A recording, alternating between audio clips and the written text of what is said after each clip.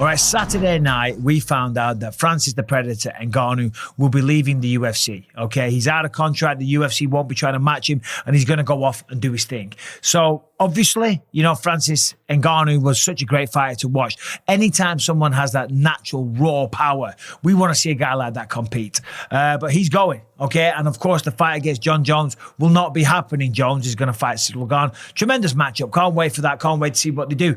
But the reality is we were all waiting from about 2021 for the fight between Jones and Francis Ngannou to go down. But, of course, as we know, that isn't happening now. So it got me thinking, what are some of the biggest fights that we thought were going to happen, that we hoped as fans were going to happen, but we never did? Look, listen, I'm a former fighter. I'm a commentator for the UFC. But first and foremost, I'm a fan of this beautiful sport. And yeah, it's sad sometimes when these mega matchups don't happen. But still, today, I'll take you through real quick 5 fights, 5 mega fights. And as a fan, we wanted to see them. But sadly, these were the ones that got away. All right, well, number 5, I've got to go with Francis Ngannou versus Jon Jones. We just talked about it. I'm not going to tease it and put it at number 2 or 1. We all know, listen, the fight never happened. 2021, ever since Jon Jones stepped away from the light heavyweight division, where he just went through multiple generations of contenders and champions and former champions, he talked about going up to heavyweight. He took his time. He dragged his feet. Contract negotiations, whatever you want to call it. And Francis Ngannou, on the flip side, you know, he became the champion, solidified that by beating St-Pierre, came back, fought Cyril Gane last year in January 2022, but of course blew out his ACL. He's been away from the octagon. He hasn't been fighting very frequently. And now, as we know, he's gone off to greener pastures. Maybe, maybe not. I doubt it. I don't think there's anywhere where he's going to earn the kind of money that he would in the UFC. Now, maybe a one-off fight with Tyson Fury. Outside of that, what's he going to do? Go to bare knuckle FC? Not a man alive with half a brain would step foot into a cage with Francis Ngannou with no gloves on. But still, you never know, because they're still both young enough that they might still meet one day. Maybe it's the optimist in me, right? But Francis Ngannou might go out, box Tyson Fury, test his waters or dip his feet in a couple of other promotions and end up back with the promotion, whilst Jon Jones is still the champion. I mean, as I said, that's me being optimistic, but still, that's number 5. Let's move on. Something fresh. Number 4. All right, this one is just crazy that it didn't go down. I am, of course, talking about the Eagle, the GLOAT, the Khabib Nurmagomedov going up against Tony El Cucuy Ferguson. I mean, come on. Some fights are just not meant to happen. Do you know what I mean? It wasn't for, you know, the UFC and the fighters trying to make this happen, right? It wasn't money. It wasn't contract negotiations. It was nothing like that. It was just fate. It was the universe stepping in and saying, no, you two aren't going to fight. And it was Khabib saying, this is number 1 bullshit. Okay, because they were matched up 5 times. And 5 times the fight fell through. I mean, it's just unbelievable. Let's have a look at some of the reasons. Okay, Tough 22. The finale, December 2015, Khabib, this was the first time they were matched up. Khabib pulls out with a rib injury. Fair enough, these things happen. Okay, rescheduled, April 2016, UFC on Fox. And then sadly,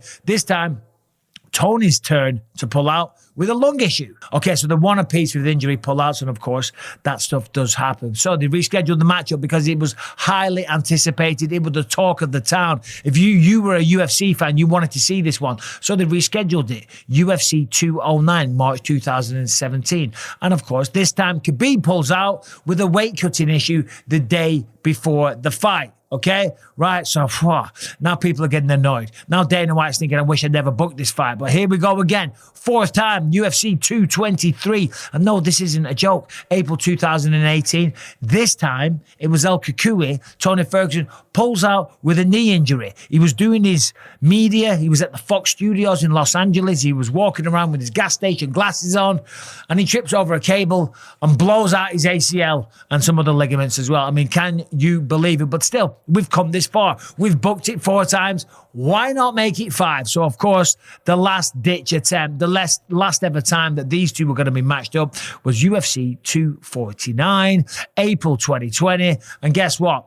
You know why it didn't happen this time? Something called the coronavirus. Yes, a once-in-a-century pandemic stepped in and said, no, This fight will not go down. So there it is. I mean, 5 times it was booked. 5 times it fell through. Both fighters wanted it to happen, but sadly, that one just wasn't meant to be. All right, number 3, we're going old school on you. This is Randy, the natural Couture, going up against Fedor, the last emperor, Emelianenko. Back in the day, when it was Pride and UFC, these two were the top dogs. Fedor Emelianenko was just wiping the floor with everyone. Just some incredible fights against some great fighters over in Pride. And of course, we had the UFC.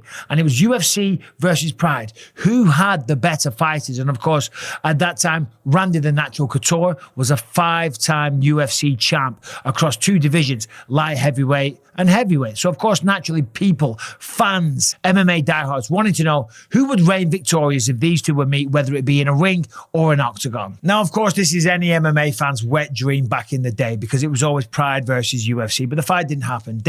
Dana White and the UFC did try to make it happen in 2008, but the management team of Fedor Emelianenko, they were living in a dream world with some of their demands. Like, for example, they wanted a piece of the company. They wanted points in the company. They wanted to co-promote the event. And on top of that, they wanted the UFC to build an arena in Russia. Yes, that actually happened. I mean, these guys, God bless those Russians, they're out of the goddamn mind, but the UFC ain't going to do that. Now, of course, Randy Couture actually left the UFC to try and make this fight happen, but once again, it never materialized, so he came back and he actually lost a title fight to Brock Lesnar. Now, Randy, after the fight, when he retired, he was offered big money to fight Fedor on a New Year's Eve event for Rising. But, of course, Randy was getting older. It seems like Randy was always old, doesn't it? God bless. I mean, what a legend. But at 52 years old, he said, listen, this is not worth the stress on my body. I'm 52 and no amount of money will get me in the octagon or the ring or whatever it is. So there it is. Fedor, Randy Couture,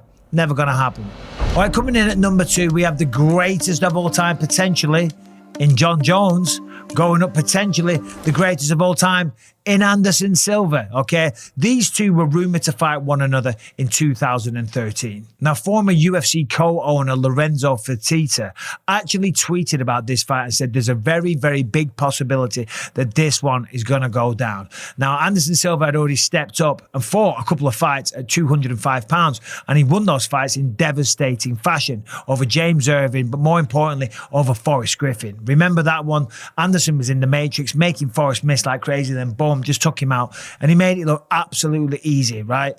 It was a devastating performance. And Jon Jones, he expressed a huge amount of respect for Anderson Silva, of course, but also a lot of interest in making the fight happen. And of course, they went back and forth. Both men had big respect for one another. But unfortunately, before the fight could materialize, Anderson Silva went out and in a shock defeat lost to Chris Weidman. Remember, he was messing around. Weidman caught him with a shot, put him to sleep. Then they had the rematch, and that time, Chris Weidman snapped his leg in half. So sadly, that fight never materialized.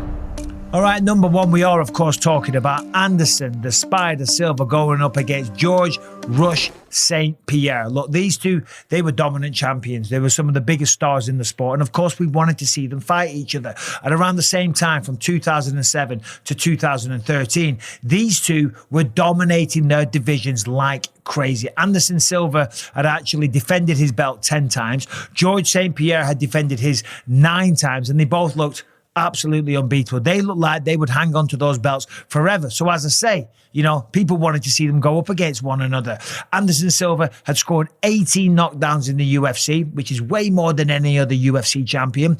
And George St-Pierre had landed 90 takedowns, which is an equally impressive record. So as I say, you know, people wanted to see them fight. Now, a lot of people blame George St-Pierre for not going up to 185 pounds because he thought it was too big of a jump. But as we know, he did do it, didn't he? He did jump up to 185. Yeah, he did. Anyway, moving on. And people thought that Anderson Silva just had way too much respect for George St-Pierre, and they couldn't understand why these two wouldn't just lace up the gloves or put the gloves on inside the octagon and throw down and find out once and for all who is the greatest of all time. Now, there was a time in 2010 where Anderson Silva said that he would be willing to make this fight happen, but he just knocked out Forrest Griffin at 205 pounds, so it seemed insane for him to go down to 170. So for whatever reason, the fight never happened. happened. And it's such a shame because they were the two people on top of the sport at that time. They were considered the GOATs. They were the faces of the company. And by far, some of the best champions that we have ever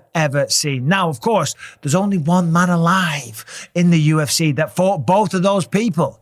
Oh no, there's two. There's Nick Diaz as well. The other one being me. So I get asked about that fight all the time. Who would win a fight between George St-Pierre and Anderson Silva? Now, I did a video on that, so please check that out. But, you know, the striking acumen definitely goes to Anderson. For George St-Pierre, he'd have to use the wrestling. That was always a big part of his arsenal. And maybe might be better if George beefed up to 185 like he did against me. He came in there looking like a brick shithouse. Anyway, there it is. George St-Pierre, Anderson Silva is the #1 fight that got away. What do you think? Let me know in the comments. Subscribe and ring the bell.